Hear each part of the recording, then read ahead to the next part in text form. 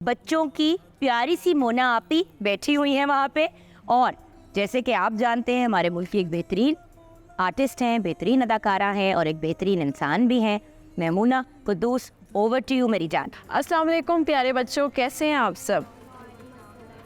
میں آپ لوگوں کو آج انسان اور شیطان کے بیچ کا فرق بتاؤں گی، ٹھیک ہے؟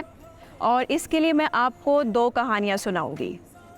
اور سب سے پہلے میں آپ کو بتاتی ہوں کہ اللہ میاں نے جب حضرت آدم علیہ السلام کو پیدا کیا، انہیں بنایا، تو فرشتوں کو حکم دیا کہ انہیں سجدہ کریں، لیکن شیطان نے سجدہ کرنے سے انکار کر دیا اور بجائے اپنی غلطی پہ ندامت اختیار کرنے کے، شرمندہ ہونے کے، ہٹ دھرم ہو گیا اور کچھ ان الفاظ میں اللہ تعالیٰ سے رجوع کیا۔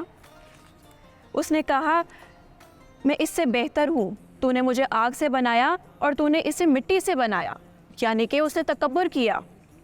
اللہ تعالیٰ کو اس کی یہ بات بالکل پسند نہیں آئی اور اللہ تعالیٰ نے جواب دیا، فیصلہ سنایا کہ تو اپنے گناہ پر ہٹ درم بن کر شرمندہ ہونے کے بجائے دلیل پیش کرنے لگا، پس اس جرم میں تو یہاں سے نکل جا، بے شک تو مردود ہے۔